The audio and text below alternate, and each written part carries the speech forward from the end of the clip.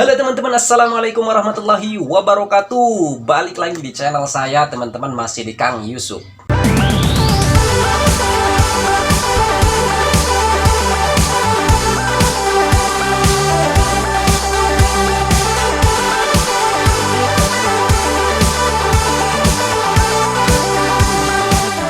Teman-teman, pada kesempatan kali ini saya akan berbincang-bincang atau membahas nih mengenai peralatan sablon digital. Tapi sebelum kita membahas mengenai peralatan-peralatan sablon digital ini, untuk teman-teman yang baru menonton dan baru bergabung di video Kang Yusuf ini, jangan lupa klik subscribe dan juga aktifkan tombol loncengnya agar nanti mendapatkan notifikasi ketika saya update video-video terbaru dari channel Kang Yusuf ini yang pastinya akan bermanfaat untuk teman-teman semua.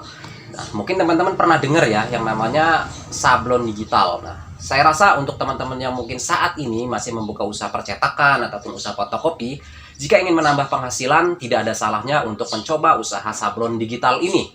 Kenapa saya rekomendasikan usaha sablon digital? Karena usaha ini sangat cocok di bidang-bidang ya seperti fotokopi ataupun desain grafis ya.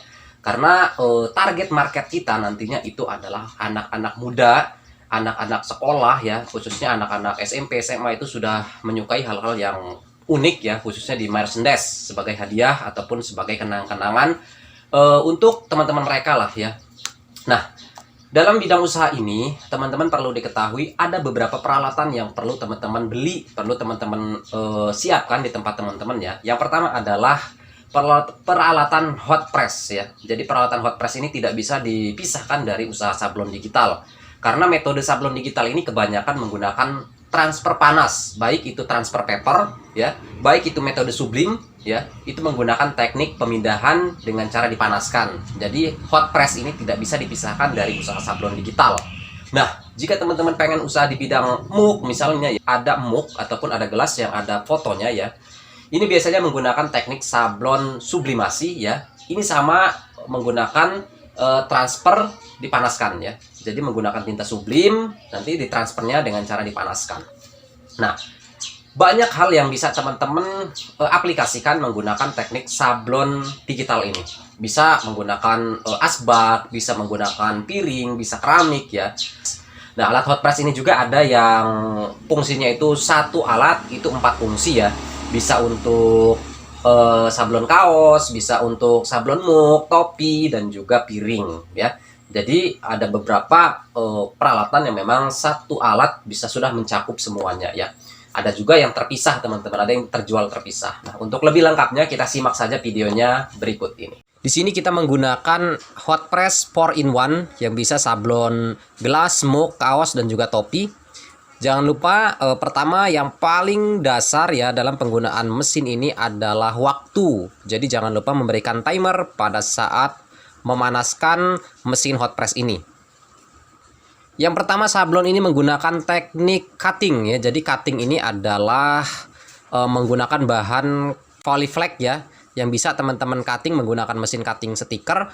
Lalu teman-teman tempel pada kaos ya. Untuk kaosnya sendiri bisa berwarna gelap atau berwarna cerah ya. Kalau teknik ini kaosnya bebas, hanya teman-teman menyesuaikan dari warna yang akan disablonnya ya. Jadi kalau kaosnya itu gelap, berarti warna yang akan disablon harus cerah. Nah, begitupun sebaliknya.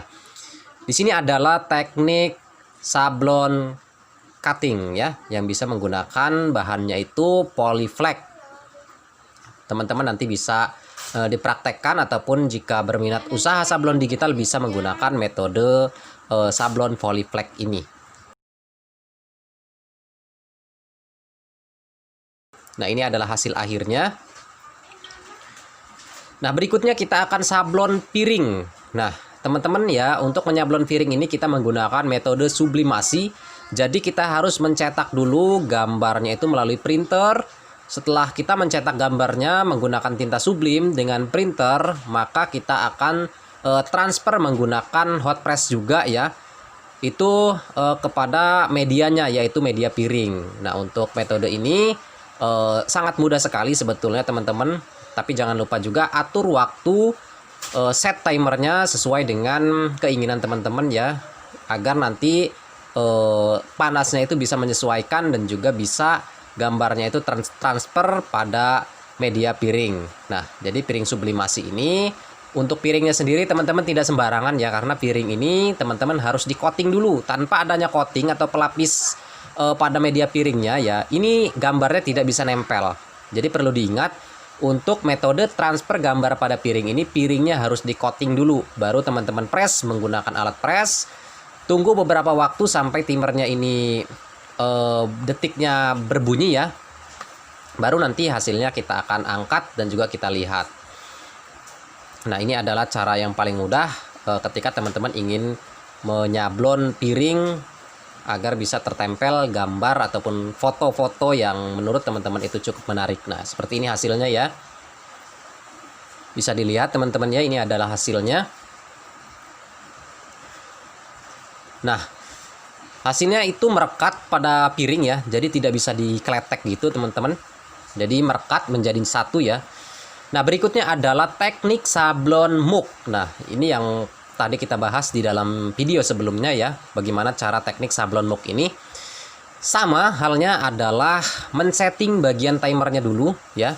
Jadi jangan lupa ketika kita melakukan sablon apapun menggunakan mesin hot press ini adalah diatur dulu settingan timernya berapa menit, berapa lama kita akan memanaskan muk ini. Nah, kita akan coba untuk memanaskan muknya. Nah, ini adalah gambar yang sudah di print sama metodenya dengan sablon piring tadi ya.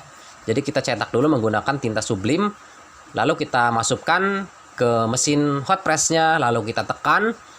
Nah, kita tekan tombol timernya, kita tunggu beberapa saat sampai timernya itu berbunyi. Nah, nanti setelah berbunyi kita bisa angkat. Nah, kita bisa lihat hasilnya. Nah, perlu diingat juga dalam metode transfer gambar pada area muk ini ya, ini menggunakan teknik sublimasi dengan muknya itu yang sudah tercoating. Jadi kalau misalnya belum tercoating, ini tidak bisa nempel gambarnya teman-teman ya. Jadi tidak bisa menggunakan muk-muk yang ada di dapur kita, tidak bisa menggunakan muk-muk yang ada di pasaran sebelum di coating. Nah, berikutnya adalah kita akan sablon media topi. Nah, sablon media topi ini sebenarnya bisa menggunakan teknik cutting stiker ya, yang seperti gambar kita sablon kaos tadi. Nah, berikutnya bisa menggunakan sublimasi. Tapi perlu diingat ketika teman-teman menggunakan teknik sublimasi ya, ataupun teknik transfer menggunakan tinta sublim ini, teman-teman harus menggunakan topinya itu berwarna putih ya. Nah, sublimasi ini juga tidak bisa menempel pada area topi yang berbahan katun. Jadi harus yang topi-topi ini ya, jaring itu yang belakangnya ada jaringnya itu bisa teman-temannya. Yang penting dasarnya itu berwarna putih. Karena sublimasi ini hanya bisa nempel dan bisa cerah warnanya ketika kita sablon menggunakan media topi yang berwarna dasarnya itu putih ya. Jadi kalau misalnya media dasarnya pengen yang topinya berwarna hitam ataupun yang warna gelap, teman-teman bisa menggunakan metode transfer paper ya, bukan sublimasi. Ini perlu diingat karena nanti kalau teman-teman nggak tahu nanti bisa jadi kesalahan. Nah, seperti yang kita akan praktekkan ini topinya berwarna putih ya. Nah, kita akan tempelkan gambarnya di sini. Kita akan panaskan dulu. Setelah itu nanti kita akan lihat hasilnya. Jadi kalau hasil sablonan sublimasi ini merekat di kain teman-teman ya. Jadi di kainnya itu jadi satu merekat. Berbeda dengan transfer paper. Kalau transfer paper itu menempel di kain. Kalau sublimasi itu menyatu. Jadi tintanya itu langsung tertransfer di area bahan topinya langsung. Tanpa adanya ini ya apa namanya sesuatu yang menempel lah gitu. Jadi langsung menyatu pada kain. Nah, ini adalah metode sablon topi menggunakan teknik sublimasi. Jadi kita langsung bisa dicopot perekatnya ya. Kita akan lihat hasilnya. Nah, ini dia hasilnya teman-teman.